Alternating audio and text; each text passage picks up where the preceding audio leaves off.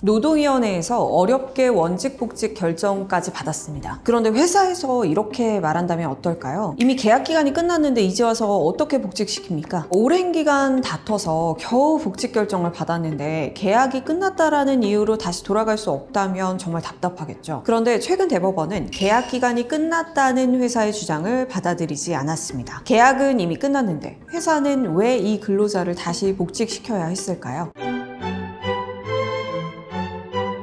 안녕하세요. 법무법인 대림의 오상원 변호사입니다. 자동차 판매점에서 몇 년째 일하던 근로자가 있었습니다. 이 근로자는 회사와 2년 단위의 용역 계약을 맺고 계약을 계속 갱신하면서 자동차 판매 일을 해왔어요. 그러던 중 이 근로자가 노동조합에 가입합니다. 그런데 계약이 끝나기 바로 하루 전 회사에서 이번에는 재계약을 하지 않겠다는 통보를 합니다. 계약을 계속 갱신해왔던 근로자 입장에서는 왜 갑자기 재계약을 거절한 건지 의문이 들 수밖에 없는 상황이었죠. 근로자는 노동위원회에 구제를 신청했고 결국 원래 자리로 복직시키라는 명령까지 받았습니다. 여기까지만 보면 이제 다시 회사로 돌아가면 될 것 같죠. 그런데 회사는 이 근로자를 받아주지 않았습니다. 노동위원회에서 원래 자리로 돌려보내라고 한 건 알겠지만 이미 계약 기간 자체가 끝났다는 거였어요. 원래 계약이 이미 끝났는데 지금 와서 어떻게 다시 복직시킵니까? 얼핏 들으면 어느 정도 이해가 가는 주장처럼 들릴 수도 있죠. 실제로 기간을 정해서 일하는 계약이라면 원칙적으로 계약 기간 만료가 계약 관계 종료의 기준이 될 수 있으니까요. 그런데 이번 사건은 달랐습니다. 이번 사건에서 중요했던 건 계약이 끝났다라는 사실보다는 회사가 왜 재계약을